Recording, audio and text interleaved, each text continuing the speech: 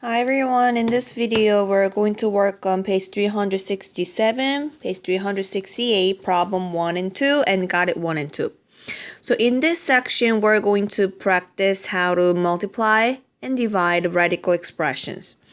So please look at the take note property, combining radical expressions when we multiply them. So in this situation, that if n root of a and then n root b are real numbers, then product of n root a and then n root b would be n root of a times b. So you have to check it this time that if you have a different n, your multiplication is not going to be work. So you are going to make sure that you have a same index, then you are able to multiply them, okay? So problem 1 here. Can you simplify the product of the radical expressions? Explain. So my question A is this. Cube root of 6 times square root of 2. As I mentioned before, square root, there is an invisible 2 in front of there. And we have to check it our n, which is the index. I told you the index needs to be exactly the same. But look, the first one is what? Cube root, and the second one is a square root. Since their index is not matching, that we cannot apply the multiplication property this time. So A is not going to be working because of the different index. B, this time, I have cube root of -4 and then cube root of radical 2.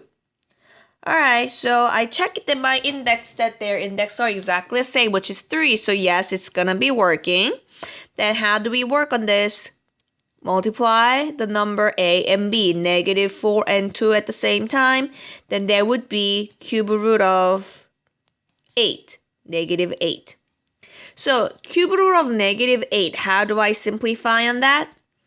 Your negative times negative become negative. And I know that 8 is, cubed of 2. 2 cubed will become 8. So your 3 can be simplified. And -2 would be taken out. So that's your answer. Okay? So once you can multiply them, you have to simplify as much as you can. Alright? Okay, so I need you guys practice got it 1 by yourself. So pause this video to work on and then check your answer after this. Alright, got it 1. So can you simplify the product of radical expressions? Explain. So my question A, it is 4th root of 7 times 5th root of 7. Is it gonna be working? No, because their index is different. B, I have 5th root of -5 times 5th root of -2. So since I have a same index 5, you can multiply -5 and -2 at the same time. Then there will be 5th root of +10. Since 10 is not a perfect fifth, which is a power of 5, so that you can just leave like that. You cannot really simplify fully, then that's it. That's too long. Okay. Alright, let's move on. So if the radicand of nth root of a has a perfect nth power among its factors, then you can reduce the radical. I just mentioned it, right? So if you reduce the radical as much as possible, the radical is in simplest form. Alright, so we're going to practice how to make our expression in simplest form. I'm on page 368, problem 2. Alright, now, what is the simplest form of cube root of 54x to the 5th power? Alright, so for now, you have to pay attention that you're going to put the absolute value on it or not. We learned it already in the previous video, right? So since I have an index 3, which is odd number of index, we don't need any absolute value this time. So my goal is to break on my 54 x to the 5th power in terms of perfect cube number. So think about 54 first. How can I factor 54 in prime factorization?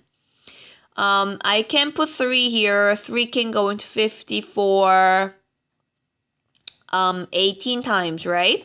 And 18 is what? 9 times 2, and 9 is gonna be factored as a 3 and 3. So I can rewrite my 54 into 3 cubed n times 2, that's 54. And also, you need to write down your x to the 5th power in terms of cubed, which is, you have a 5 total x's. Now we are going to break into the 3 x's. Now what's going to be left?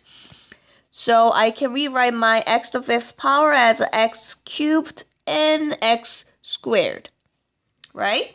Then now I can rewrite this part as a cube root of 3 cubed and x cubed.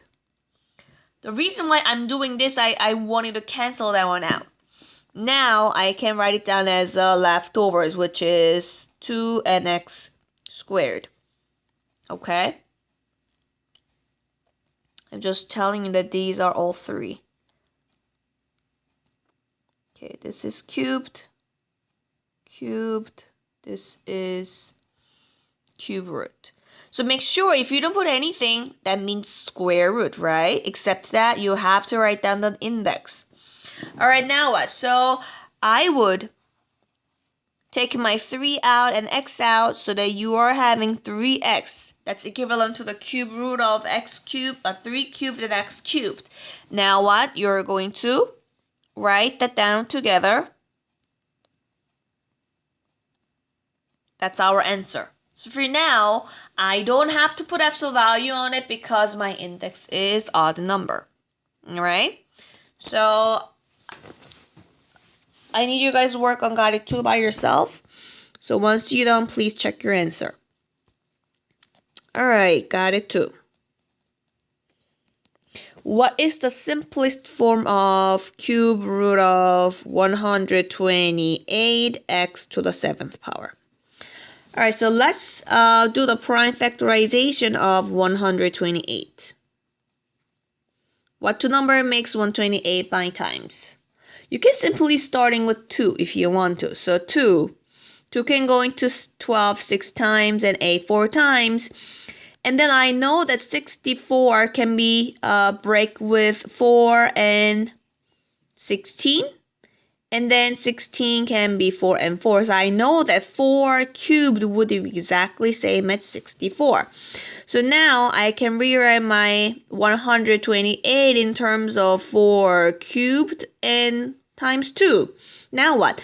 X to the 7th power. My goal x to the 7th power can be written as a x cubed something. And look. Simply, you can think about the division of 7 with 3. How many 3 can go into 7 twice, right? And then my remainder is 1. So that means I can write down my x to the 7th power as x cubed squared and x. Why? X cubed squared would be 6 and 1x. That becomes 7. Do you understand that? So in this time, my x can be written as x cubed squared nx. Now what? I have a cubed number which is 4 and x. It can be simplified. But do you understand that how we simplified x to the cubed in twice? Because if you take x cubed out, I think it's going to be easier for you to split it out because it's just first time you guys work on that. Now here, I may change this. X cubed. So, within 7, you can make 2 groups of x cubed, right?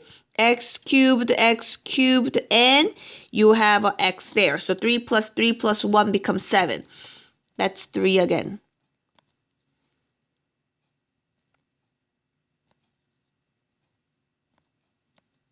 try to put 3 better. 3 and 1. All right, now, so I have, 4 and x, so I can pull it out. Then I got a 4 here, x here, and x here, right? And then cube root of, which one's left over? 2 is left over, and x is left over. So you need to put the 2 and x within it.